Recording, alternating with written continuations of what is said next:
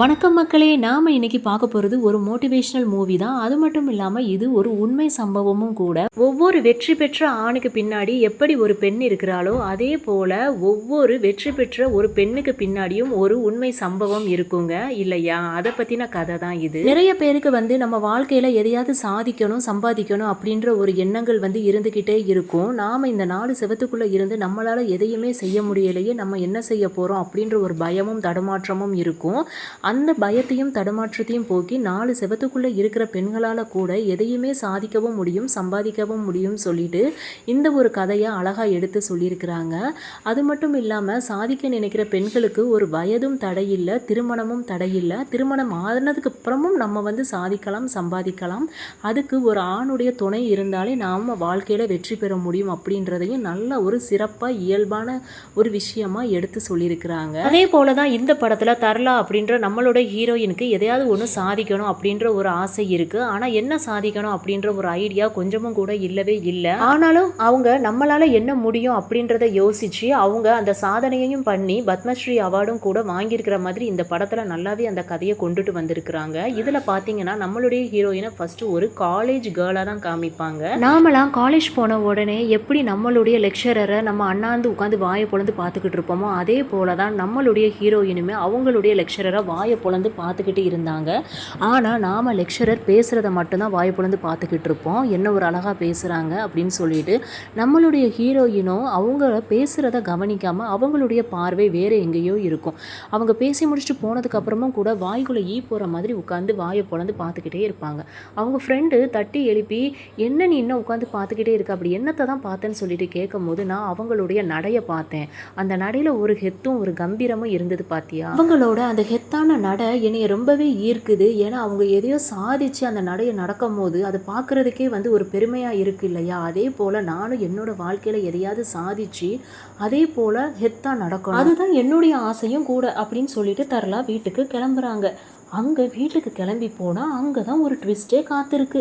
என்னன்னு பார்த்தா அவங்க அப்பா சிரித்து சிரித்து ஃபோன் பேசிக்கிட்டு இருக்கிறாரு. அவங்க அம்மா என்னங்க நாளைக்கு வாராங்களான்னு கேட்குறாங்க. தரலா யாரை பற்றி பேசுகிறாங்கன்னு யோசிச்சுக்கிட்டே திரும்பி பார்த்தா அவங்க அப்பா சொல்கிறாங்க நாளைக்கு தரலாவை பொண்ணு பார்க்க வராங்கன்னு சொல்கிறாங்க. தரலாவுக்கு ஒரே ஷாக்கு, என்னடா இப்படி சொல்கிறாங்களேன்னு சொல்லிட்டு. அதுலேயும் கூடவே அவங்க அப்பா இன்னொரு விஷயமும் சொல்கிறாங்க, பொண்ணு பார்க்க வர்றதை விட தரலாவுடைய சமையலை தான் டேஸ்ட் பார்க்க வராங்க அப்படின்னு வேற சொல்லிட்டாங்க. தரலாவுக்கு பயங்கர கோபமும் வருது. ஆனாலும் என்ன செய்யன்னு தெரியலை. கடைசியில் ஃபேமிலியாக உட்காந்து ஒரு டிஸ்கஸ் பண்ணுறாங்க.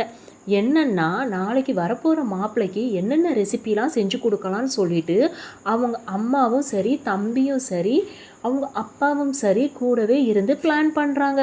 ஆனாலும் தரலாக்கு இதில் விருப்பமே இல்லை, சொல்லவும் முடியலை.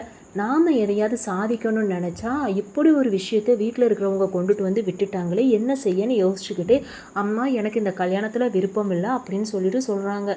அவங்க அம்மா ஏன் விருப்பம் இல்லை, கல்யாணம் பண்ண தான் செய்யணும் அப்படின்னு சொல்லிட்டு ஸ்ட்ரிக்ட் ஆஃபீஸராக சொல்கிறாங்க. நீ இப்படியே யோசிச்சுக்கிட்டே இருந்தால் இன்றைக்கி கிலோவுக்கு 2 ரூபாய்க்கு விற்கிற வெண்டைக்காய் நாளைக்கு நீ கல்யாணம் பண்ணுறதுக்குள்ளே கிலோவுக்கு 10 ரூபாய் ஆயிரும். அதனால் உன் பேச்செல்லாம் நாங்கள் கேட்க முடியாது, நீ கல்யாணம் பண்ண தான் செய்யணும் அப்படின்னு சொல்லிட்டு நாளைக்கு இந்த ரெசிப்பியை நீ கட்டாயம் பண்ணு, கேரட் அல்வா அதுலேயும் கட்டாயமாக இருக்கணும்னு சொல்லிடுறாங்க. தரலா என்ன பண்ணன்னு தெரியாமல் உட்காந்து யோசிச்சுக்கிட்டே இருந்துட்டு சரி நடக்கிறது நடக்கட்டும், நாளைக்கு தானே வராங்க அப்போ நாம் பார்த்துக்கிடலாம் அப்படின்னு யோசிச்சுட்டு விட்டுட்டாங்க. மறுநாள் பார்த்தா மாப்பிள்ளை வீட்டுக்காரங்க சொன்ன மாதிரியே வந்துட்டாங்க. தரலாவும் அவங்க வீட்டில் சொன்ன எல்லா ரெசிப்பியுமே ரெடி பண்ணிட்டாங்க. கூடவே கேரட் அல்வாவும் கமகமன்னு ரெடி பண்ணிட்டாங்க. மாப்பிள்ளையும் நல்லா மூக்கு பிடிக்க உட்காந்து சாப்பிட்டுட்டு கூட வந்த சொந்தக்காரங்களும் அவருக்கு வீட்டு சாப்பாடுனா ரொம்ப பிடிக்கும், வீட்டு சாப்பாடை தவிர எதையுமே சாப்பிட பிடிக்காது. அப்படியா, எங்கள் தரலாவும் கூட வீட்டு சாப்பாடை தான் ரொம்ப சாப்பிடுவா, வெளியில் அவளுக்கும் எதையுமே வாங்கி சாப்பிட பிடிக்காதுன்னு சொல்லிட்டு 2 ஃபேமிலியும் மாற்றி மாற்றி பேசிக்கிடுறாங்க. சரின்னு சொல்லிட்டு தரலா என்ன பண்ணலாம், இந்த மாப்பிள்ளையை நாம் எப்படி ஓட விடலாம், இந்த கல்யாணத்திலேருந்து நாம் எப்படி தப்பிக்கலாம் அப்படின்லாம் சொல்லி யோசிச்சுக்கிட்டு இருக்கா. கடைசியில் பார்த்தா நான் என்ன உனக்கு சமையல்காரியா, இருடா உனக்கு ஆப்பு வைக்கிறேன் அப்படின்ற மாதிரி கமகமன் செஞ்ச கேரட் அல்வாவில் மாப்பிள்ளைக்கு மட்டும் மிளகா பொடியை நிறைய தட்டி கிண்டி கொடுத்துட்டாங்க. அது தெரியாத மாப்பிள்ளை அந்த கேரட் அல்வாவை வாங்கி சாப்பிட்டுட்டு தண்ணின்னு சொல்லிட்டு தண்ணி கேட்டு தவிக்கிறாரு. ஆனால் காரமாக இருந்ததை அவர் சொல்லலை. அப்போ பார்த்து தரலா அந்த டைமில் என்ட்ரி ஆகி அவங்க என்ன சொல்கிறாங்கன்னா, சமைக்கிறவங்களுடைய எமோஷன் அதை சாப்பிட்றவங்களுக்கும் நல்லாவே கிடைக்கும் அப்படின்னு சொல்லிட்டாங்க. ஏன்னா அந்த மாப்பிள்ளைக்கு எமோஷ்னல் கலந்த சாப்பாடு தான் வேணும்னு சொல்லிட்டு அவங்க வீட்டில் இருக்கிறவங்களாம் பெருமையாக பேசுனாங்க. கடைசியில் ஒரு காரமான கேரட் அல்வாவை கொடுத்து அந்த மாப்பிள்ளைய ஓட விட்டுட்டாங்கன்னு நினச்சா அதுதான் கிடையாது. மாப்பிள்ளைக்கோ தரலாவை ரொம்ப பிடிச்சி போச்சு. இது தெரியாமல் அக்காவும் தம்பியும் சேர்ந்து விழுந்து விழுந்து சிரிச்சுக்கிட்டு இருக்காங்க. மிளகா பொடி கலந்த அல்வாவை கொடுத்து மாப்பிள்ளைய விரட்டிட்டோம்னு. அந்த மாப்பிள்ளைக்கு இவங்கள ரொம்ப பிடிச்சி போச்சு. மறுநாள் ஃபோன் பண்ணி நாம் எங்கேயாவது மீட் பண்ணலாமான்ட்டு கேட்குற அளவுக்கு வந்துட்டாரு. தரலா மேலே லவ் ஒரு காரமான கேரட் அல்வாவை சாப்பிட்டதுக்கப்புறம் உடனே தரலாவும் என்ன நினச்சாங்களோ தெரியலை, நாம் அவ்வளோ காரமாக கேரட் அல்வா கொடுத்துமே சாப்பிட்டவர் நம்மளுடைய வாழ்க்கையில் நம்மளை நல்லா பார்த்துக்கிடாமலாம் இருக்க போகிறாருன்னு நினச்சி அவருக்கு ஓகே சொல்லிட்டாங்க. 2 பேரும் மறுநாள் ஒரு ரெஸ்டாரண்ட்டில் மீட் பண்ணுறாங்க. அங்கே பார்த்தா ஒருத்தன் நான்வெஜ்ஜை வெட்டுன்னு வெட்டிக்கிட்டு இருக்கான். அதை தரலா பார்த்துட்டு நாம் அங்கே போய் உட்காரலாமான்னு கேட்குறாங்க. உடனே ஹீரோவும் அதுக்கு என்ன, எங்கேனாலும் உட்காரலாம், பரவாயில்ல வாங்கன்னு கூட்டிகிட்டு போயிடுறாரு. அப்போ எதனால் அந்த இடத்த மாற்ற சொன்னீங்கன்ட்டு கேட்குறாரு. அவன் மனுஷனா அந்த தீனி தின்னுக்கிட்டு இருக்கான் நான்வெஜ்ஜை போட்டு, நம்ம ஃபேமிலிக்கு அதெல்லாம் செட் ஆகுமா, நாமளும் பியூர் வெஜிடேரியன் அப்படின்னு சொல்கிறாங்க. அதுக்கு உடனே ஹீரோ சொல்கிறாரு, அது அவங்கவுங்களுடைய விருப்பம் தானே அப்படின்னு சொல்கிறாரு. உடனே ஹீரோயின் பார்த்துட்டு அப்போ நீங்கள் நான்வெஜ் சாப்பிடுவீங்களா அப்படின்னு சொல்லிட்டு கேட்குறாங்க. அதுக்கு ஹீரோ சொல்கிறாரு, இல்லை நான் சாப்பிடவே மாட்டேன், அதை தொடவே மாட்டேன், இருந்தாலும் யாராவது ஓசியில் கொடுத்தாங்கன்னா அதை சாப்பிடாம இருக்க முடியுமா அப்படின்ட்டு கேட்குறாரு. ஹீரோயினும் அவர் ஏதோ நக்கலாக பேசுகிறாருன்னு நினச்சிக்கிட்டு உங்களுடைய சென்ஸ் ஆஃப் ஹியூமர் ரொம்பவே நல்லா இருக்குது அப்படின்னு சொல்லிட்டு ஒரு வெக்கத்தோடு சிரிக்கிறாங்க. கூடவே தரலா சொல்கிறாங்க, எனக்கு கல்யாணத்தை நினச்சா பயமாக இருக்குது, எனக்கு வாழ்க்கையில் எதையாவது சாதிக்கணும் அப்படின்னு நான் நினைக்கிறேன், கல்யாணம் பண்ணிவிட்டு அதெல்லாம் செய்ய முடியாதோன்ட்டு எனக்கு பயமாக இருக்குது அப்படின்னு சொல்கிறாங்க. அதுக்கு ஹீரோ சொல்கிறாரு, நீ ஒன்றும் கவலைப்படாத, உனக்கு எந்த ஒரு விஷயத்துக்குனாலும் சப்போர்ட்டிவாக நான் இருப்பேன் அப்படின்னு அவங்கள ரொம்பவே மோட்டிவேட் பண்ணுறாரு. அதை தரலா கொஞ்சம் கூட எதிர்பார்க்கவே இல்லை. ஹீரோ அப்படி சொல்கிறத கேட்டதும் அவங்களுக்கு ரொம்பவே ஒரு சந்தோஷம். சரி, நாம் இந்த ஒரு சான்ஸை மிஸ் பண்ணிடக்கூடாது, நாம் கல்யாணம் பண்ணுவோன்னு சொல்லிட்டு அவங்க 2 பேரும் கல்யாணம் பண்ணிக்கிடுறாங்க. அவங்களுடைய வாழ்க்கையும் ரொம்பவே சந்தோஷமாக ஆரம்பிக்குது. அவங்க கணவருக்கு பார்த்து பார்த்து சமைச்சு கொடுக்க, அவரை ஆஃபீஸ்க்கு அனுப்பிவிட, அவருக்கு தேவையானதை செய்கிறது அப்படின்னு சொல்லிட்டு அவங்க வாழ்க்கை நகர்ந்து போய்கிட்டே இருக்கும் போது அவங்களுக்கு 3 குழந்தைங்களும் பிறந்துடுறாங்க. அப்படியே வாழ்க்கை போய்கிட்டு இருக்கும் போது ஒரு நாள் அவங்களுடைய 12th ஆனிவர்சரியை அவங்க செலிப்ரேட் பண்ணணும்னு சொல்லிட்டு அவங்க கையாலே கேக் செஞ்சு அதை டெக்கரேட் பண்ணிட்டு இருக்கும் போது ஹீரோ வீட்டுக்குள்ளே என்ட்ரி ஆயிடுறாரு. குழந்தைங்கள்லாம் பார்த்துட்டு அப்பா வந்துட்டாருன்னு சொல்லிட்டு ஹாப்பி ஆனிவர்சரி சொல்லி எல்லாருமே அதை செலிப்ரேட் பண்ண ஸ்டார்ட் பண்ணும் போது தரலா அதில் இருக்கிற கேண்டிலை ஏற்றும் போது அவங்களுக்கு ரொம்ப ஹாப்பியாக அவங்க ஸ்டார்ட் பண்ணாலுமே ஒவ்வொரு கேண்டிலையாக ஏற்றிக்கிட்டு வரும்போது அவங்க ரொம்பவே சோகமாயிடுறாங்க. ஏன்னா அதில் 12 கேண்டில்ஸ் இருக்குது. அதை பார்த்ததும் அவங்க நம்ம இவ்வளோ வருஷமாக கல்யாணம் பண்ணி வந்து அந்த சமையல் அறையிலே தான் இருக்கிறோம், நாம் சாதிக்கணும்னு நினச்சது எதையுமே சாதிக்காமல் 12 வருஷமாக நாம் இப்படியே இருந்துக்கிட்டே இருக்கிறோமேன்னு சொல்லிட்டு அவங்க யோசிக்க ஆரம்பிச்சிட்டாங்க. என்னடா இது ஆனிவர்சரி, அதுவுமா நம்மளுடைய ஒய்ஃப் இவ்வளோ ஒரு கவலையாக இருக்கிறாளே என்னன்னு தெரியலையேன்னு யோசிச்சுக்கிட்டே பாத்திரம் விளக்கிட்டு இருக்கிறாரு நம்மளுடைய ஹீரோ. அந்த நேரம் தரலா வரவும் அவங்க கிட்டக்க, என்ன தரலா, என்னாச்சு உனக்கு, என்ன பிரச்சனைன்னு சொல்லிட்டு கேட்குறாரு. அதுக்கு தரலா சொல்கிறாங்க, அதோ தெரியுதா அந்த பழைய பேப்பர் கடை, அந்த கடையை இங்கேருந்து நான் ஒவ்வொரு நாளும் பார்த்துக்கிட்டே இருப்பேன். நான் கல்யாணம் முடிஞ்சு வந்த புதுசில் அவர்கிட்ட அந்த கடை கிடையாது, அவர் வீடு வீடாக நடந்து போய் தான் பேப்பர் எல்லாமே கலெக்ட் பண்ணிட்டு வருவார். 2வது ஒரு சைக்கிள் வாங்கினார், அதில் திரும்ப ஸ்கிராப்பை கலெக்ட் பண்ண ஆரம்பித்தார். 3வது அந்த கடையவே அவர் சொந்தமாக்கிக்கிட்டாரு. ஆனாலும் அவருக்கு பக்கத்து கடை மேலே தான் எப்போ பார்த்தாலும் ஒரு கண் இருந்துக்கிட்டே இருக்கும், நாளைக்கு அவர் அந்த கடையையுமே சொந்தமாக வாங்கிடுவாருன்னு சொல்லிட்டு அவங்க ரொம்ப வேதனைப்பட்டு பேசிகிட்டு இருந்தாங்க. அதுக்கப்புறம் மறுநாள் காலையில் விடிஞ்சிருச்சு. பரபரப்பாக குழந்தைங்களுக்கு மார்னிங் பிரேக்ஃபாஸ்ட்டு, மத்தியானம் லஞ்சுன்னு சொல்லிட்டு ப்ரிப்பேர் பண்ணிக்கிட்டு இருந்தாங்க. கூடவே இன்னொரு பக்கம் கணவருக்கும் லஞ்சை பேக் பண்ணி எடுத்து வச்சிட்டாங்க. ஆனால் இதில் என்னன்னா அவங்க கணவர் அந்த லஞ்சை எடுத்துகிட்டு போக மறந்துட்டாரு. அதுவும் நல்லதுக்கு தான் போல. ஏன்னா ரொம்ப நாள் மறைஞ்சிருந்த விஷயம் அம்பலமாயிருச்சு. அவங்க கணவரை பத்தின ரகசியமே அவங்களுக்கு அப்பந்தான் தெரிய வந்துச்சு. கடலமுத்து என்னமோ வேலை விஷயத்துல ரொம்ப ஸ்ட்ரிக்ட் ஆஃபீஸரு. ஆனா அவரு இப்படி ஒரு காரியத்தை செய்வாருன்னு சொல்லிட்டு நம்ம ஹீரோயின் தரலா கொஞ்சம் கூட நினைச்சு பார்த்துருக்க மாட்டாங்க. இவர் மறந்து வச்சுட்டு வந்த டிஃபன் பாக்ஸை எடுத்துட்டு அவங்க நேரா அந்த டெக்ஸ்டைல் இண்டஸ்ட்ரிக்கே வந்துட்டாங்க. அங்கே தானே காத்திருக்குது பெரிய ட்விஸ்ட்டு. அவங்க வீட்டுக்காரரை அங்கேயும் இங்கேயுமா ஆஃபீஸில் தேடி அலைஞ்சிட்டு கடைசியில் கேன்டீனில் வந்து பார்த்தா நம்ம தர்லாவுக்கு பெரிய சர்ப்ரைஸ் காத்திருந்துருக்குது. கொஞ்சம் கூட அவங்க எதிர்பார்க்கல. அங்கே நம்ம ஹீரோ ஏதோ பார்க்காத ஒரு விஷயத்த கோயிலில் என்னமோ புளியோதரை பிரசாதம் கொடுத்த மாதிரி என்னமோ லட்டுக்காண்டி காத்திருந்த மாதிரி டிஃபன் பாக்ஸை அப்படி ஒரு ஒத்து பார்த்துக்கிட்டு ஜொல்லு வடியே உட்காந்துக்கிட்டு இருக்கிறாரு. அதுவும் தரலா நிற்கிறத கூட கவனிக்காம அந்த சிக்கன் பீஸை எடுத்து நல்ல வெளுன்னு உறிஞ்சி வெளுத்து கட்டுறாரு. அதை பார்த்துட்டு தரலாக்கு வாயில் வார்த்தை வரல, வாமிட்டு தான் வருது.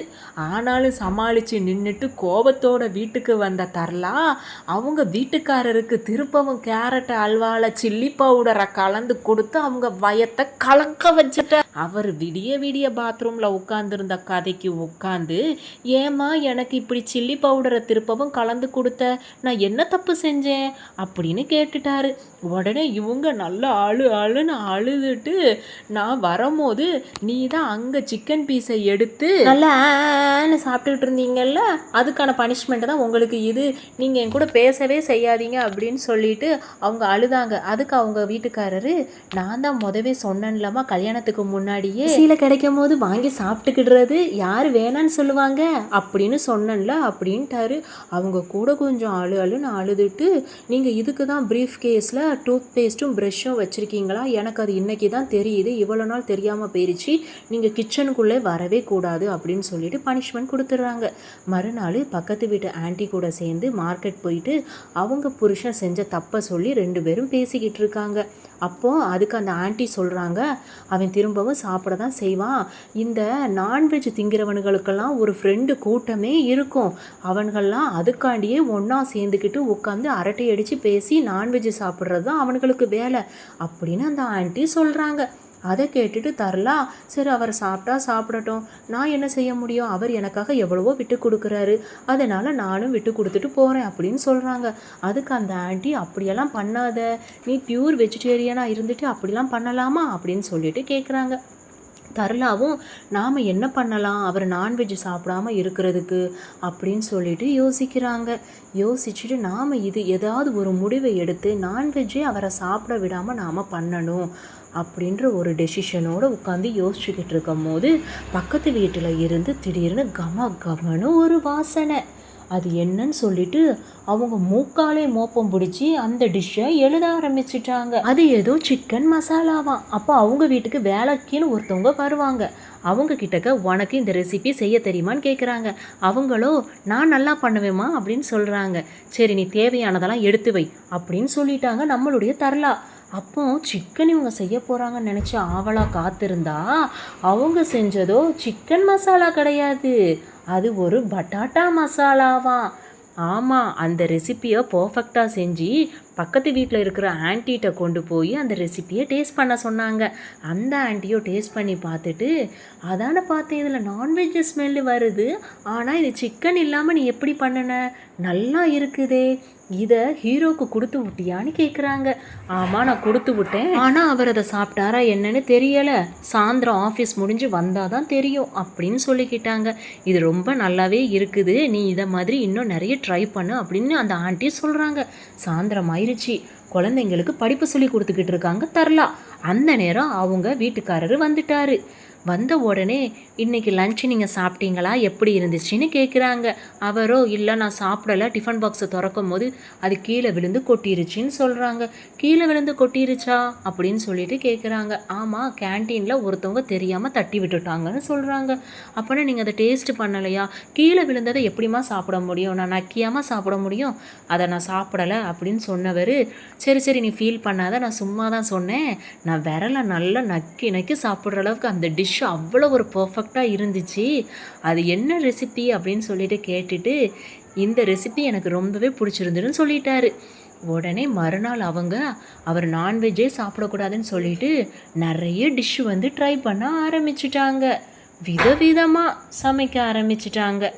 அதை ஒவ்வொரு நாளும் அந்த பக்கத்து வீட்டு ஆன்ட்டியை கூப்பிட்டு அவங்க டேஸ்ட்டு பார்க்க சொன்னாங்க. அவங்களும் சாப்பிட்டு பார்த்துட்டு, உன்னோட ரெசிபி ரொம்ப நல்லா இருக்குது, என்னோட மகளை நாளைக்கு மாப்பிள்ளை வீட்டுக்காரங்க பொண்ணு பார்க்க வராங்க, ஆனால் என் பொண்ணுக்கு சமையல் எதுவுமே தெரியாது, நீ அவளுக்கு கொஞ்சம் சமையல் கற்றுக் கொடுக்குறியா, அவளுக்கு ரொட்டியை கூட ரவுண்டாக சுட தெரியாதுன்னு சொல்லிட்டு சொல்கிறாங்க. உடனே என்னாலையா, நான் எப்படி கற்றுக் கொடுக்க முடியும், என்னால் அதெல்லாம் முடியாது அப்படின்னு யோசிக்கிறாங்க.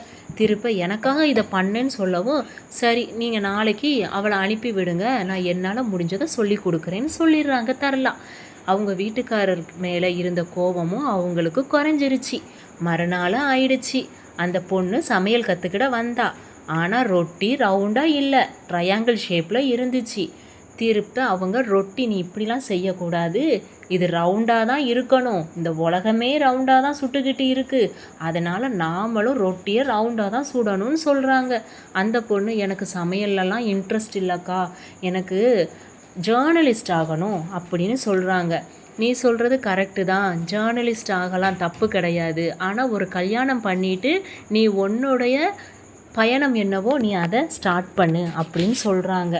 சொல்லிக்கிட்டே இருக்கும் போது தான் தரலா யோசிக்கிறாங்க, அப்போ நம்மளுடைய கனவுகள் என்ன ஆச்சு? இத்தனை வருஷம் ஆச்சு, ஆனால் நம்மளால் எதையுமே சாதிக்க முடியலை. நம்ம அம்மாவும் நீ கல்யாணம் பண்ணிவிட்டு நீ சாதிக்க நினச்சதை சாதிச்சுக்கோன்னு தானே சொன்னாங்க, ஆனால் நாம் இன்னும் இப்படியே இருக்கிறோமேன்னு நினச்சிக்கிட்டே இருக்கிறாங்க. திருப்ப அந்த பொண்ணுக்கு கல்யாணமும் வந்துருச்சு. அவங்க வீட்டுக்காரர்கிட்டக்க தரலா சொல்லிகிட்டே வராங்க, அவள் ரொம்ப ஃபீல் பண்ணுவா, அவளுக்கு கல்யாணத்தில் விருப்பமே இல்லை, இப்போ கூட அழுதுகிட்டே தான் நிற்பா, அவளுக்கு ஜேர்னலிஸ்ட் ஆகணும்னு தான் ஆசை அப்படின்னு சொல்லிகிட்டே வந்து அங்கே பார்த்தா காவியா ரொம்ப ஹாப்பியாக இருக்கிறா. என்னடா இது, நீ காவியா ஃபீல் பண்ணுவான்னு சொல்லிட்டு சொன்ன, ஆனால் காவியா ரொம்ப ஹாப்பியாக இருக்கிறாளே அப்படின்ட்டு ஹீரோ கேட்குறாரு. அதுதாங்க எனக்கும் ஒன்றும் புரியலை அப்படின்னு சொல்லிட்டு ஸ்டேஜுக்கு போனால் காவியா அவங்கள கட்டி பிடிச்சிக்கிட்டு, நீங்கள் சொல்லித்தந்த ரெசிப்பியை நான் என்னுடைய மாமியாருக்கு செஞ்சு கொடுத்தேன், அவங்க சாப்பிட்டுட்டு ரொம்ப நல்லா இருக்குன்னு என்னை பாராட்டுனாங்க. அந்த சமயத்தில் நான் வேலைக்கு போகலாமா கல்யாணத்துக்கு அப்புறமானு கேட்டேன், அவங்களும் உடனே ஓகேன்னு சொல்லிட்டாங்க. இன்றைக்கி உங்களால் தான் என்னுடைய கனவுகள் வந்து நிஜமாயிருக்கு அப்படின்னு சொல்லிட்டு ரொம்ப சந்தோஷமாக இருந்தாங்க. அங்கே பார்த்தா ஒவ்வொருத்தரும் காவியாவுக்கு தர்லாவால் தான் கல்யாணம் ஆயிருக்குன்னு சொல்லிட்டு, எங்கள் வீட்டு பொண்ணுக்கு சமையல் கற்றுக் கொடுக்குறீங்களா, எங்கள் வீட்டு பொண்ணுக்கு சமையல் கற்றுக் கொடுக்குறீங்களான்னு எல்லாரும் கேட்க ஆரம்பிச்சிட்டாங்க. தர்லாக்கு என்ன பதில் சொல்லனே தெரியலை. அவங்க அங்கே இருந்து ஒவ்வொருத்தர்கிட்டையும் எஸ்கேப் ஆகிக்கிட்டே இருந்தாங்க, நம்மளால் எப்படியும் முடியும்னு சொல்லிட்டு. நீங்கள் சமையல் கற்றுக் கொடுத்ததுனால தான் இன்றைக்கி காவியாவுக்கு சமையலும் தெரிஞ்சிருக்கு, நல்ல ஒரு ஃப்யூச்சரும் கிடைச்சிருக்கு.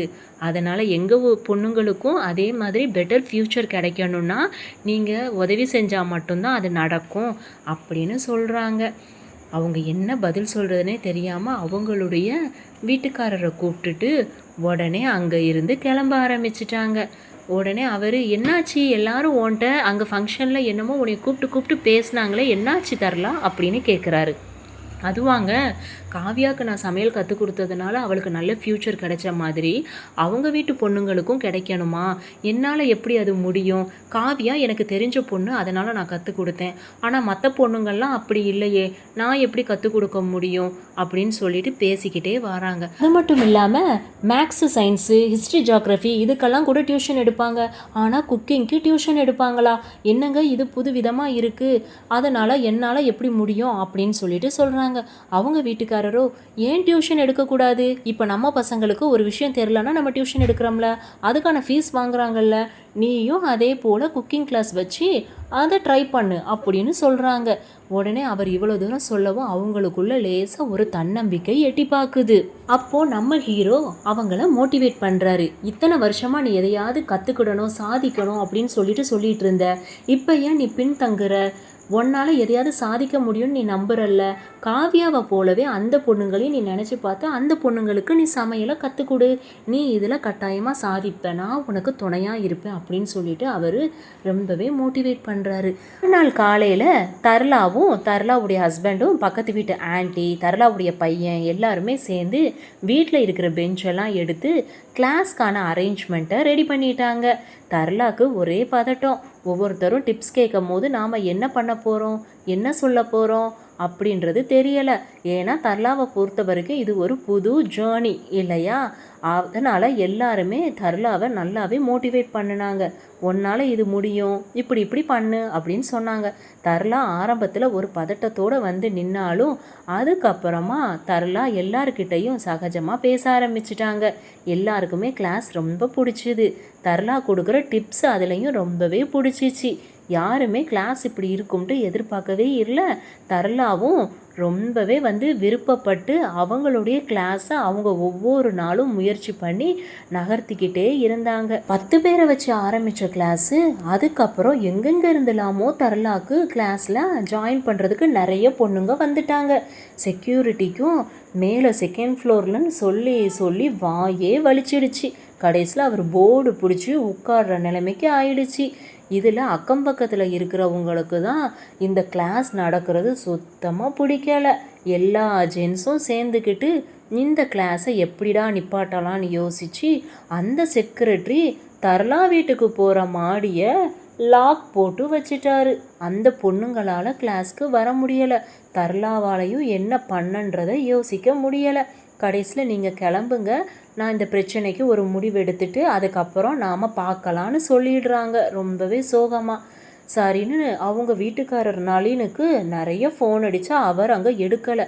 ஏன்னா அங்கே அவருக்கு ஆஃபீஸில் ஒரு பெரிய பிரச்சனை, ஃபேக்ட்ரியில் ஸ்ட்ரைக் நடக்குது. அதில் அவர் ஃபோனே எடுக்கலை. இவங்க உடனே இன்ஸ்டண்ட்டாக ஒரு லட்டு பண்ணிவிட்டு எல்லா மெம்பர்ஸையும் போய் பார்க்க போகிறாங்க அந்த அப்பார்ட்மெண்ட்டில். அங்கே என்னென்னா, நீங்கள் லட்டு கொடுத்தாலும் பரவாயில்ல, நீங்கள் இங்கே கிளாஸு நடத்தக்கூடாதுன்னா நடத்தக்கூடாது அப்படின்னு கொண்டுட்டு வந்த லட்டுவை நல்லா வாங்கி சாப்பிட்டுட்டு கடைசியில் இப்படி சொல்லிட்டாங்க. தர்லாவும் எவ்வளவோ முயற்சி செய்து பார்த்தாங்க, ஆனாலும் வேலைக்கே பிரயோஜனம் இல்லை.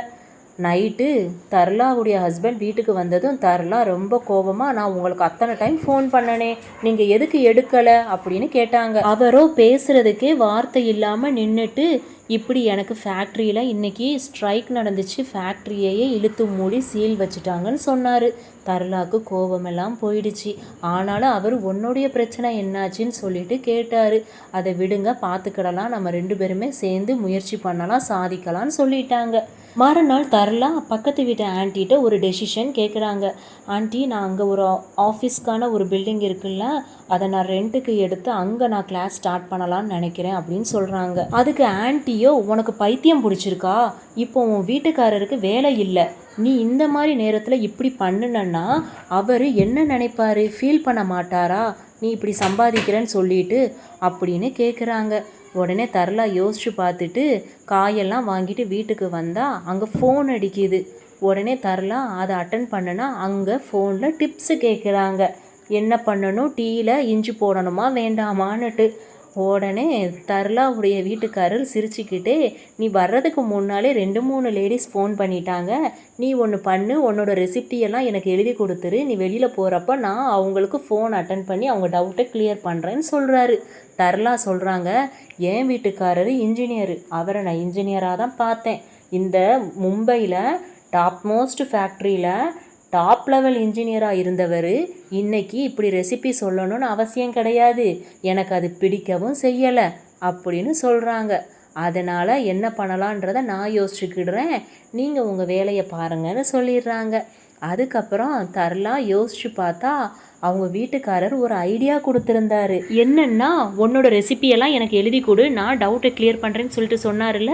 அப்போ தர்லாவுக்கு நைட்டு தூங்கும் போது ஒரு யோசனை, நம்ம ஏன் நம்மளுடைய ரெசிப்பியை ஒரு குக் புக்காக பப்ளிஷ் பண்ணக்கூடாதுன்னு சொல்லிட்டு உடனே அவங்களுடைய வீட்டுக்காரரை எழுப்பி, ஏங்க நம்ம குக் புக் பப்ளிஷ் பண்ணுவோமா அப்படின்ட்டு கேட்குறாங்க. என்னது புக்கா அப்படின்னு அவரும் தூக்கத்தில் கேட்குறாரு. புக் இல்லைங்க, குக் புக் அப்படின்னு சொல்லவும், நீ சொல்கிறதும் நல்ல ஐடியாவாக தான் இருக்குது, நீ அதுக்கான வேலையை ஆரம்பி, நான் உனக்கு ஹெல்ப் பண்ணுறேன் அப்படின்னு சொல்கிறாரு. இருந்தாலும் தர்லாக்கு பயமாக இருக்குது. எங்கே நம்ம வீட்டுக்காரர் நம்ம அவரை விட சம்பாதிச்சிருவோமோன்னு சொல்லிட்டு நம்ம மேலே வந்துட்டு ஒரு கோபத்தில் இருப்பாரோன்னு சொல்லிட்டு, அவர் அதெல்லாம் இல்லை, நீ பார்த்துக்கோ, நான் எப்போவுமே உனக்கு சப்போர்ட்டாக இருப்பேன்னு சொல்கிறாரு. சரின்னு தர்லாவும் யோசிச்சுக்கிட்டு மறுநாள் அவங்க கிட்ட குக்கிங் கற்றுக்கிட்ட ஒரு லேடியுடைய ஹஸ்பண்ட் பப்ளிஷர் அவங்கள தேடி போகிறாங்க. அவர் உங்களுடைய சமையல் எல்லாமே நல்லாயிருக்கும், ஒரு நாள் கூட நீங்கள் கற்றுக் கொடுத்த சமையலை என் ஒய்ஃபு பண்ணுனா எங்கள் அம்மாவே சமைச்ச மாதிரி இருந்துச்சு, அவ்வளோ ஒரு டேஸ்ட்டு அப்படின்னு சொன்னார். உடனே சரி நம்மளுக்கு இவர் புக்கை பப்ளிஷ் பண்ணி கொடுத்துருவாரு அப்படின்னு நினச்சிக்கிட்டு இருந்த தர்லாவுக்கு அங்கே கிடைச்சதோ டிமோட்டிவேஷன் தான். ஏன்னா அவர் சொன்னது, இந்த குக் புக்கெல்லாம் 4 செவத்துக்குள்ளே இருந்து சமைக்கிற லேடிஸ்க்கு மட்டும்தான் யூஸ் ஆகும், நீங்கள் என்னமோ ஃபிலிம் ஃபேரு ஃபெமினே இந்த மாதிரி கண்டென்ட்டு கொண்டுட்டு வந்திருக்கிற மாதிரி சொல்கிறீங்க, அந்த குக் புக்கெல்லாம் வேஸ்ட்டு தான், 10-12 வருஷமாக நான் அந்த ஃபீல்டில் இருக்கேன், எது போகும் போகாதுன்னு எனக்கு தெரியாதா அப்படின்னு சொல்லிடுறாரு. இதை கேட்ட தர்லாவுக்கு ரொம்ப கோபம். உடனே தர்லா சொல்கிறாங்க, உங்கள் ஒய்ஃபை செஞ்சு கொடுத்த ரெசிபி உங்கள் அம்மாவே செஞ்சு கொடுத்த மாதிரி இருந்ததுன்னு சொன்னீங்கல்ல, அப்போ நீங்களே ஒரு நாள் அந்த ரெசிபியை ட்ரை பண்ணுங்கள், உங்கள் பாட்டியே வந்து செஞ்சு கொடுத்த மாதிரி இருக்கும் அப்படின்னு கோவமாக பேசிட்டு போயிட்டாங்க. அவங்களுடைய கோவத்தை காட்டுற இடம் வேறு எங்கே, அவங்க வீட்டுக்காரர்கிட்ட தானே. அவர்கிட்ட போய் அந்த மனுஷனை திட்டுன்னு திட்டுறாங்க. என் புக்கை இப்படி பப்ளிஷ் பண்ண மாட்டேன்னு சொல்லிட்டான் அப்படின்னு. அவங்க வீட்டுக்காரரு, நீ ஃபீல் பண்ணாத, நான் உன்னுடைய புக்கை பப்ளிஷ் பண்ணுறேன் அப்படின்னு சொல்லவும், நம்மள்ட்ட அவ்வளோ காசு இல்லையே, நம்ம எப்படி பப்ளிஷ் பண்ண முடியும் அப்படின்ட்டு தர்லா கேட்குறாங்க. ஏன் இல்லை, எஃப்டி எடுப்போம், பிஎஃப் எடுப்போம், அதை வச்சு நம்ம புக்கை பப்ளிஷ் பண்ணுவோம் அப்படின்ட்டு நல்லா மோட்டிவேட் பண்ணுறாரு. சரின்னு சொல்லிட்டு தர்லா ரெசிபி ஸ்டார்ட் பண்ண ஆரம்பிச்சிட்டாங்க. அந்த ரெசிப்பியை பார்த்தா அவங்களுடைய வீட்டில் எல்லாருக்கும் பிடிச்சிருக்கு, ஆனால் தர்லாவுடைய ஹஸ்பண்டுக்கு மட்டும் பிடிக்கவே இல்லை. என்ன இந்த ரெசிபி சரியில்லை அப்படின்னு சொல்லிட்டாரு. தர்லாவுக்கு ஒரே கோபம், ஒரே மனசு கஷ்டம். நான் இந்த ரெசிபி சரியாக வர வரைக்கும் நான் விட மாட்டேன், தினமும் இந்த ரெசிபி தான் சொல்லிட்டு 10 நாள் கிட்ட அந்த ரெசிபியவே ட்ரை பண்ணினாங்க. கடைசியில் அந்த ரெசிபி பசங்களும் டெய்லி ஸ்கூலுக்கு கொண்டுட்டு போகிற மாதிரி ஆயிடுச்சு. அவங்களுக்கே சளிச்சு போச்சு. இருந்தாலும் அவங்களுக்கு அந்த ரெசிபிக்கு நல்ல ஒரு ரிவார்டு கிடைக்கவே இல்லை அவங்க ஹஸ்பண்ட்டை இருந்து. அவர் ஒவ்வொரு நாளும் சரியில்லைன்னு சொல்லிட்டு இருந்தவர் கடைசியாக ஒரு நாள் அந்த ரெசிப்பியை சாப்பிட்டுட்டு 10க்கு 10 கொடுத்துட்டாரு. உடனே தர்லாவுக்கு ஒரே ஹாப்பி. அடுத்தது என்ன பண்ணலான்னு சொல்லிட்டு கேட்டால் அடுத்த ரெசிபி ட்ரை பண்ணுன்னு சொல்லிட்டாரு. உடனே தர்லாவும் அடுத்தடுத்து ரெசிபி ட்ரை பண்ணி 100க்கும் மேலே ரெசிபிஸ் ட்ரை பண்ணி ஒரு புக்கே போடுற அளவுக்கு, அவங்க வீட்டுக்காரரும் அதை பப்ளிஷ் பண்ணுற அளவுக்கு எல்லாத்தையும் பிரிண்ட் போட்டு கொண்டுட்டு வந்துட்டார். இதுக்கப்புறம் என்ன அப்படின்னு சொல்லிட்டு தர்லா கேட்குறாங்க. இதுக்கு மேலே அட்டை போடணும், அதுதான் இன்னும் பெண்டிங்கில் இருக்குது அப்படின்னு சொல்கிறாங்க. உடனே இந்த ரெசிபி யாரோடது, உன்னோடது தானே, அட்டையில் அப்போ யார் இருக்கணும், நீ தானே இருக்கணும்னு சொல்லிட்டு கேட்கவும் தர்லா பியூட்டி பார்லர் போய் பாப் கட் பண்ணிவிட்டு ரொம்ப மாடர்னாக மாறிட்டாங்க. சரின்னு சொல்லிட்டு அதையே அவங்க ஃப்ரண்ட் பேஜ்லேயும் புக்கில் ஒரு கவராக கொண்டுட்டு வந்துட்டாங்க. தர்லாவுக்கு ஒரே சந்தோஷம், ரொம்ப சந்தோஷப்பட்ட தர்லா அந்த புக்ஸ் எல்லாம் விற்று நம்ம அதில் சம்பாதிச்சிடலான்னு நினச்சிக்கிட்டு இருக்கும் போது அது எதுவுமே நடக்கலை. அவங்க 10,000 புக்கு பப்ளிஷ் பண்ணணும்னு நினச்ச இடத்துல அவங்களால வெறும் 2000 புக்ஸ் மட்டும்தான் பப்ளிஷ் பண்ண முடிஞ்சிச்சு. இது பெரிய ஏமாற்றம்னு அவங்க ஃபீல் பண்ணி அங்கே இருந்த அந்த பழைய பேப்பர்காரரை கூப்பிட்டு அவர்கிட்ட எல்லா புக்ஸையும் போட்டாங்க. அவரும் ரொம்ப நக்கல் அடித்தார். கடைசியில் அந்த புக்ஸ் எல்லாம் 80 ரூபாய்க்கு தான் போச்சு. அந்த 80 ரூபாவை அவர் பெருமையாக கொடுத்தாரு. இந்த புக்ஸுக்கெல்லாம் இவ்வளவு தான் கிடைக்கும், இந்த பேப்பரெல்லாம் சம்சாம் அடிக்கவும் சாட் மசாலா திங்கவும் தான் போகும், வேறு எதுக்கும் பிரயோஜனம் இல்லைன்னு சொல்லிட்டு அந்த பேப்பர் போடுறவரும் கலாய்ச்சிட்டாரு. இதை கேட்ட தர்லாவுக்கு மனசே உடஞ்சி போச்சு. அதுக்கப்புறம் என்ன பண்ணன்னு தெரியாமல் வீட்டில் சாப்பாடெல்லாம் சரியாக செய்யாமல் தர்லா எல்லாத்தையும் கருக்கி வச்ச மாதிரி சமைச்சிட்டாங்க. அந்த கொடுத்த 80 ரூபாயில் நம்ம வெளியில் போய் சாப்பிடலாமான்னு சொல்லிட்டு தர்லாவோட ஹஸ்பண்டு கேட்கவும் அவங்களும் சரின்னு சொல்லிட்டு கிளம்பி ஃபேமிலியாக ஹோட்டலுக்கு போக ஆரம்பிச்சிட்டாங்க. அங்கே போய் பார்த்தா தர்லாவுக்கு ஒரு பெரிய சர்ப்ரைஸ் காத்து இருந்தது. அது என்னன்னு பார்த்தா தர்லாவுடைய ரெசிப்பியே அந்த ஹோட்டலில் தர்லாவே சாப்பிட்ற மாதிரி இருந்தது. அதுக்கு பேரோ வேற வச்சுருக்காங்க, ஆனால் அந்த ரெசிப்பியோட உண்மையான பேர் பட்டாட்டா மசாலா. அவங்க பசங்க சாப்பிட்டு பார்த்துட்டு இது பட்டாட்டா மசாலான்னு சொல்லவும் தர்லாவும் அதை சாப்பிட்டு பார்த்துட்டு ஆமாம் இது என்னோட ரெசிபி இங்கே எப்படி வந்துச்சுன்னு சொல்லிட்டு அங்கே இருக்கிற செஃப்பை கூப்பிட்டு கேட்டால் அவன் இது என்னோட ரெசிபி, அப்போ இதோடைய பேர் என்னன்னு கேட்டால் அவன் வேற ஒரு பேரை சொல்கிறான். தர்லாவுக்கு ஒரே கோபம். அவன் என்னெல்லாமோ சொல்லி மழுப்பவும் தர்லா அவனுடைய செவுட்டில் பலார்னு ஒரு அறையை விட்டுட்டாங்க. அதை பார்த்து அங்கே இருக்கிற எல்லாரும் ஷாக் ஆகி என்னடா யோசிச்சுக்கிட்டு இருக்கும் போது, நான் தான் அந்த புக்கை எழுதினவா, இது என்னோட ரெசிபி, நீ எப்படி உன்னோட ரெசிபின்னு சொல்லலாம், உனக்கு எப்படி தெரிஞ்சிச்சு அப்படின்னு கேட்குறாங்க. எனக்கு என் ஃப்ரெண்டு ஒரு புக்கு கொடுத்தா, அந்த புக்கில் இருக்கிற எல்லா ரெசிபியும் நான் ட்ரை பண்ணினா, அதனால தான் அந்த ஹோட்டல் ஓடிட்டுருக்கு அப்படின்னு சொல்லவும் தர்லாவுக்கு ஒரே ஹாப்பி. ஆட்டோகிராஃப் வேறு வாங்கவும் நான் ஃபஸ்ட்டு டைமாக ஆட்டோகிராஃப் போட்டு கொடுத்துருக்குறேன்னு ஒரே சந்தோஷம். அதுக்கப்புறம் தான் அவங்க அந்த புக்ஸ் எல்லாம் அப்போ விற்றுக்கிட்டு தான் இருந்திருக்கு. நமக்கு நல்ல ஒரு வரவேற்பு கிடச்சிருக்கு. நம்ம அது தெரியாமல் புக்ஸை பழைய பேப்பர்காரனுக்கு போட்டுட்டோமேனு அங்கே இருந்து 2 பேரும் வேக வேகமாக ஓடி அவன் கொடுத்த 80 ரூபாய் அவன்கிட்ட கொடுத்தா அவன் வாங்க மாட்டேன்னு சொல்லிட்டு, பழைய பேப்பரை எடுக்கும் போது நான் தர்ற காசு தான் 80 ரூபா, ஆனால் அதையே நீங்கள் ரிட்டர்ன் எடுத்தா 500 ரூபா அப்படின்னு சொல்லிட்டான். வேறு வழி இல்லாமல் தர்லாவுடைய ஹஸ்பண்டும் 500 ரூபா கொடுத்து அந்த புக்ஸ் எல்லாம் வாங்கினாரு. அப்போ அவன் என்ன நடந்துச்சு ஏது நடந்துச்சுன்னு கேட்டால் தர்லா நடந்ததெல்லாம் சொல்லவும், அப்போ நீங்கள் இந்த புக்ஸ் எல்லாம் ஏன்ட்டே கொடுத்துருங்க மேடம், நான் வீடு வீடாக இந்த புக்ஸ் எல்லாம் பப்ளிஷ் பண்ணி அதில் வர்றதை நம்ம எடுத்துக்கிடலாம் அமௌண்ட்டை அப்படின்னு சொல்லிட்டான். உடனே தர்லாவும் அதுக்கு சம்மதிச்சுட்டு அந்த புக்ஸ் எல்லாம் வீடு வீடாக பப்ளிஷ் ஆக ஆரம்பிச்சிருச்சு. எல்லாருமே அந்த புக்கை பேசி பேசி விற்க ஆரம்பிச்சிட்டாங்க. தர்லாவுக்கும் நல்ல ஒரு ரெஸ்பான்ஸ் இருந்துச்சு.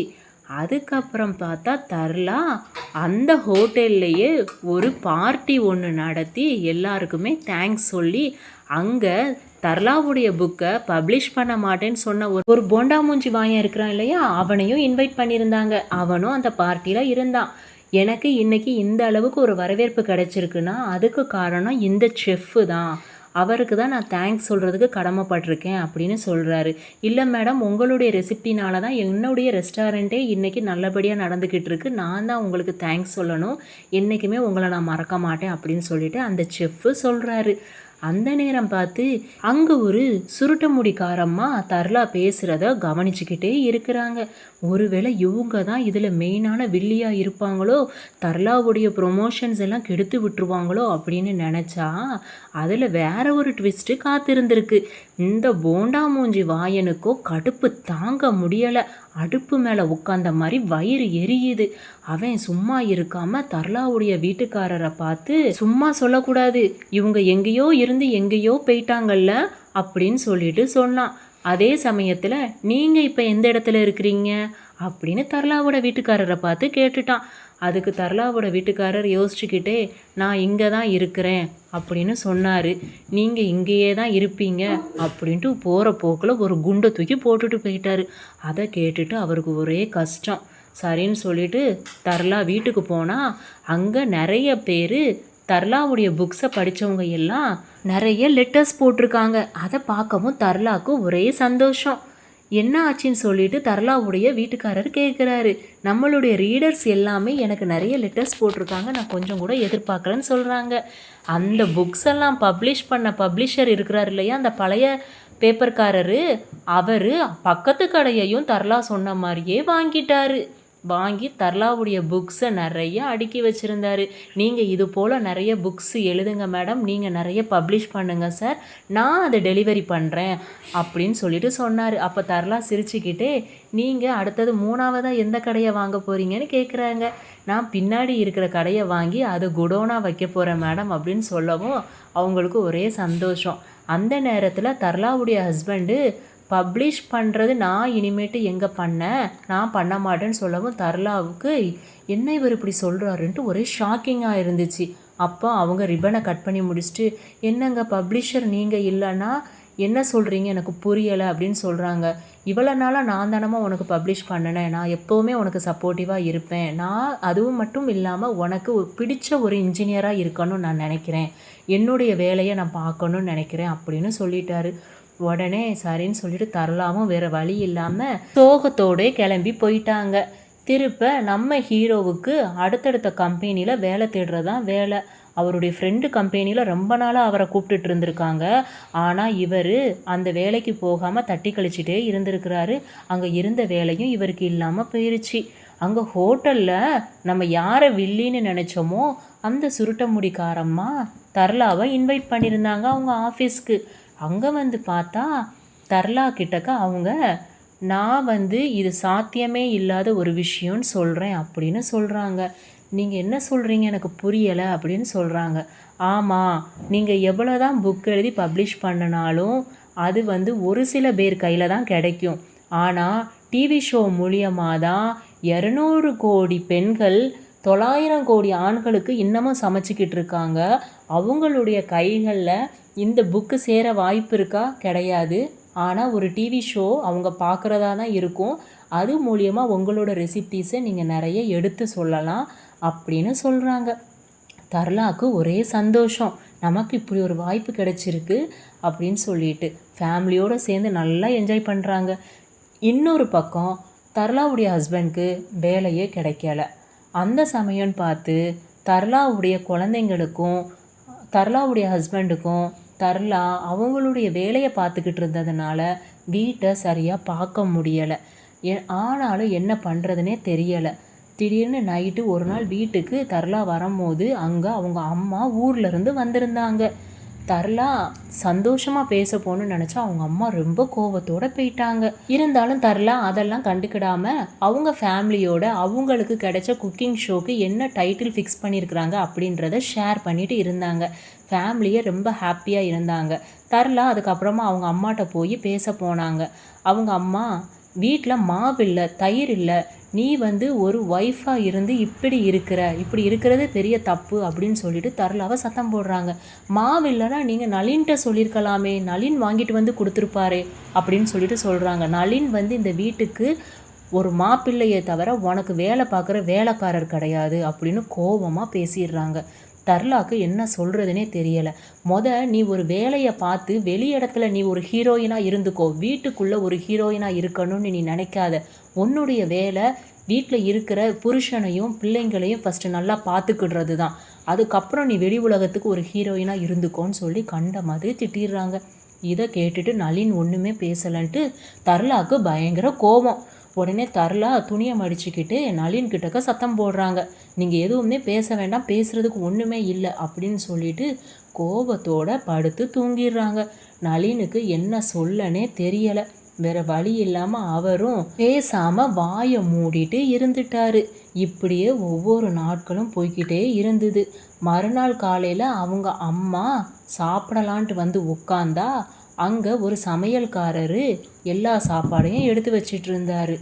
அப்போ நளின் சொல்கிறாப்புல, இது தர்லா வீட்டுக்கு சமைக்கிறதுக்கு ஆள் ரெடி பண்ணி வச்சிருக்கிறாங்க, அவங்க தான் இந்த சமையல்காரர்னு சொல்கிறாங்க.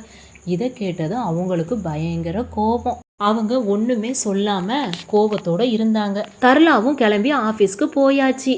அங்கே பார்த்தா ஆஃபீஸில் தர்லா கூட அசிஸ்டண்ட் ஒருத்தவங்க நிற்கணும்னு சொல்லிட்டு அங்கே நிறைய பொண்ணுங்களுடைய ஃபோட்டோவை வச்சு தேர்ந்தெடுத்துட்டு இருக்காங்க.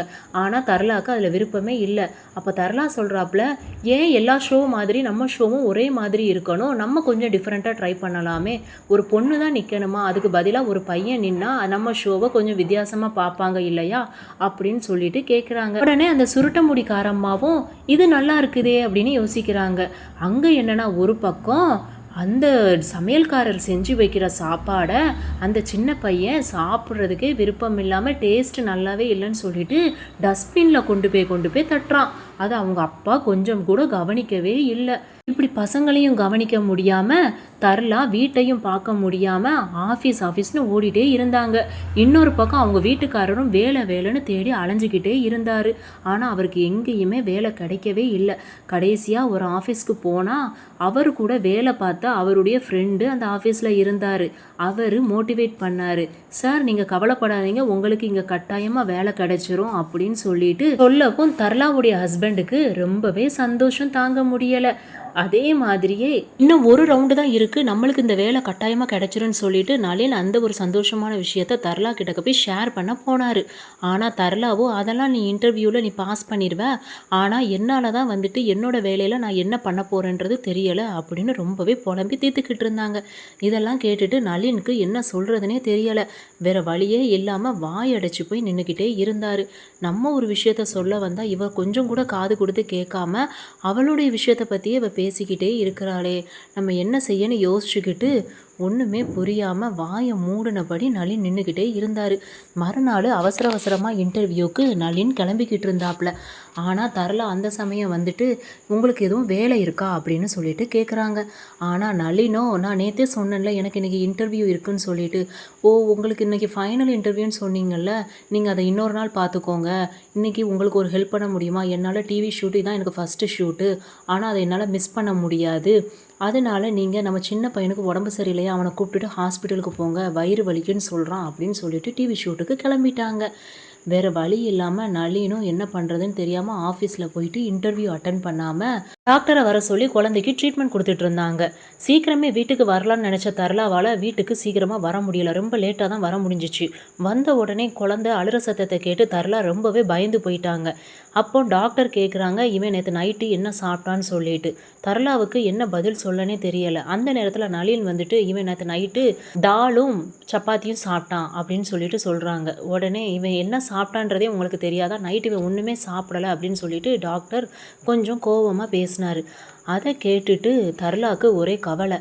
அப்போ டாக்டர் சொன்னார் இந்த நோயெல்லாம் ஆஃப்ரிக்காவில் இருக்கிற பசங்களுக்கு தான் வரும், ஒரு கேஸ்ட்ரிக் ஃபார்ம் ஆகும், அது இவனுக்கு வந்திருக்கு, இது ஸ்டார்டிங் ஸ்டேஜ், இப்படியே விடாமல் நீங்கள் அந்த பையனை நல்லா பார்த்துக்கிட்டிங்கன்னா மட்டும்தான் இவனை சீக்கிரமாகவே நம்ம க்யூர் பண்ணலாம் அப்படின்னு சொல்கிறாங்க. மெடிசின்ஸ்லாம் எழுதி கொடுத்து இதை கரெக்ட் டைமுக்கு கொடுக்க சொல்லி சொல்கிறாங்க. ஆனால் நளினோ அதை என்கிட்டக்க கொடுங்க அப்படின்னு சொல்லிட்டு கொஞ்சம் கோபமாக பேசிடுறாரு. சரின்னு தர்லாவும் அதுக்கப்புறமா நளின்கிட்ட பேசுகிறாங்க, நான் உலகத்துக்கே சமையல் கற்றுக் கொடுத்துக்கிட்டு இருக்கேன், ஆனால் என்னோட குழந்தைக்கு இந்த ஒரு நிலை வரும் நான் நினச்சே பார்க்கல, நான் எதையோ சாதிக்கணும்னு நினச்சேன், ஆனால் இன்றைக்கி என்னோட வீடே இப்படி ஆயிடுச்சு, நான் பேசாமல் இந்த வேலையை விட்டுறலான்னு நினைக்கிறேன் அப்படின்னு சொல்கிறாங்க. உடனே டக்குன்னு நளினும் எதையுமே யோசிக்காமல் விட்டுறலான்னு நினைக்கிறல்ல அப்போ விட்டுரு அப்படின்னு சொல்லிட்டு சொல்லவும் நான் தர்லாக்கு ஷாக்கு தாங்கவே முடியலை. என்னடா நளினா அப்படி சொன்னார் அப்படின்னு சொல்லிட்டு தர்லா கொஞ்சம் கூட அதை எதிர்பார்க்கவே இல்லை. தர்லா ரொம்பவே வேதனைப்பட்டு அழுதுகிட்டே இருந்தாங்க. நம்ம வாழ்க்கையில் எதையாவது நம்ம சாதிக்கணும்னு நினச்சோமே, நம்ம ஃபேமிலியையே நம்ம பார்க்காம நம்ம இப்படி ஒரு தவறை பண்ணிட்டோமே அப்படின்னு சொல்லிட்டு அவங்களுடைய வேதனையை அவங்களால தாங்கவே முடியலை. அவங்களுக்கு அந்த நேரம் பார்த்து நலனும் ஒரு சப்போர்ட்டிவாக இல்லாமல் அவங்கள விட்டு விலகி நின்ன மாதிரி ஆயிடுச்சு. அவங்க பையனும் தான் செஞ்ச தவறை நினச்சி அம்மா நான் இனிமேட்டு இப்படி இருக்க மாட்டேன், நான் கரெக்ட் டைமுக்கு சாப்பிட்ருவேம்மா அப்படின்னு சொல்லிட்டு ப்ராமிஸ் பண்ணனா. அவங்களுக்கு அது ஒன்று தான் ஆறுதலாக இருந்துச்சு. அப்போ அவங்களுக்கு பழைய ஞாபகங்களெல்லாம் நினச்சி பார்த்து அந்த புக் கவர் ஃபோட்டோ எப்படிலாம் நம்ம ஃபோட்டோ எடுத்தோம் வச்சோம் எல்லாமே நினச்சி பார்த்தாங்க.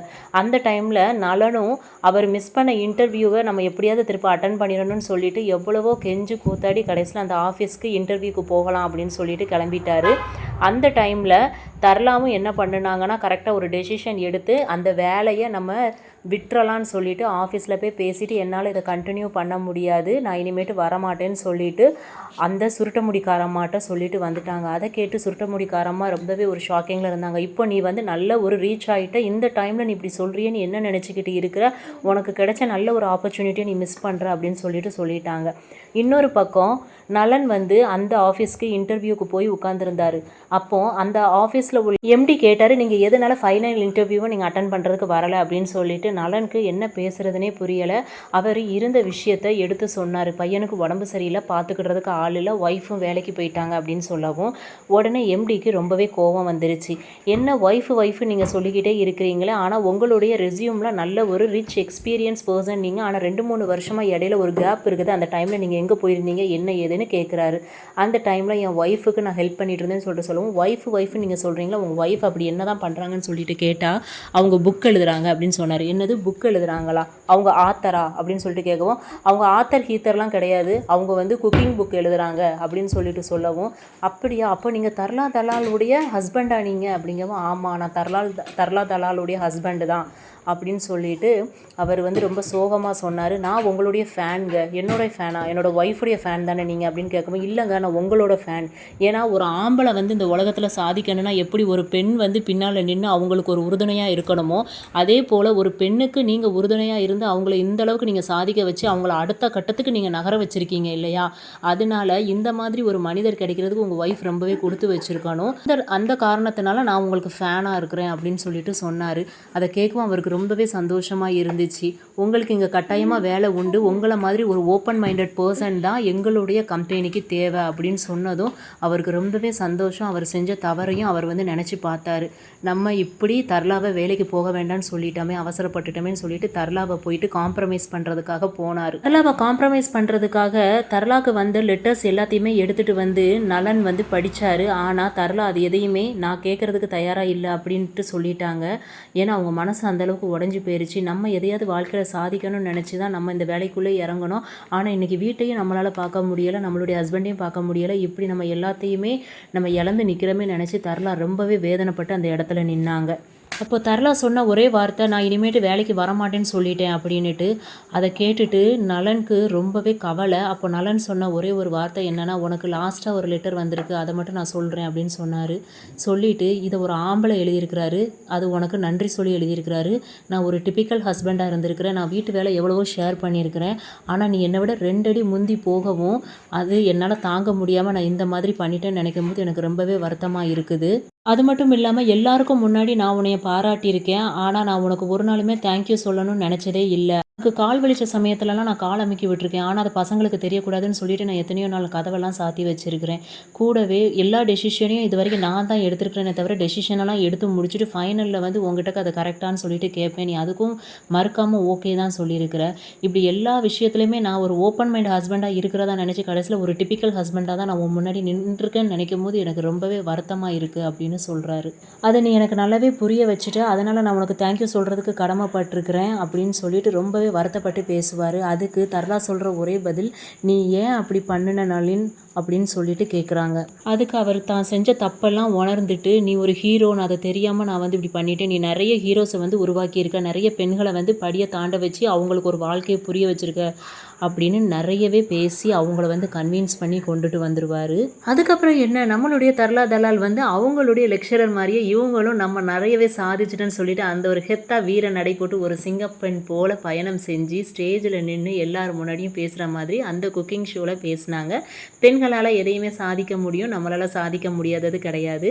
நமக்கு சப்போர்ட்டிவாக ஒரு ஆள் இருந்தாலே அதுவே நம்மளை சாதிக்க வச்சிரும் அப்படின்னு சொல்லிட்டு ரொம்ப பெருமிதமாக பேசினாங்க. உங்கள் கூட யார் உங்களுக்கு 4 பேர் சப்போர்ட் பண்ணுறாங்களோ அவங்கள நீங்கள் நினச்சிக்கோங்க. உங்களை யார் வந்துட்டு சப்போர்ட் பண்ணாமல் விடுறாங்களோ அவங்கள ஒரு துஷ்டனை போல் தூக்கி வீசிடுங்க அப்படின்ற மாதிரி ரொம்ப பெருமையாக பேசி இந்த படத்தை நல்லாவே கொண்டுட்டு வந்திருந்தாங்க. இது ஒரு நல்ல ஒரு கதைன்னு சொல்லலாம். அதுவும் இல்லாமல் இந்த படத்துடைய முடிவில் உண்மையான தர்லா தலால் யார் அப்படின்றதையும் காமிச்சாங்க. அவங்களுடைய எக்ஸ்பீரியன்ஸ் எப்படி இருந்தது அப்படின்றதையும் அவங்க ஷேர் பண்ணினாங்க. 4 செவத்துக்குள்ளே இருக்கிற ஒரு பெண்ணாலையும் சாதிச்சு பத்மஸ்ரீ விருது வாங்க முடியும் அப்படின்றதுக்கு உதாரணமாக நம்மளுடைய தர்லா தலால் இருந்திருக்கிறாங்க. இந்த படம் வந்து பெண்களுக்கு ஏற்ற ஒரு மோட்டிவேஷ்னல் படம் அப்படின்னே சொல்லிட்டு சொல்லலாம். நான் நெக்ஸ்ட் வீடியோவில் உங்களை வேறு ஒரு படத்தோடு மீட் பண்ணுறேன். ஓகேங்களா? பாய் உறவுகளே.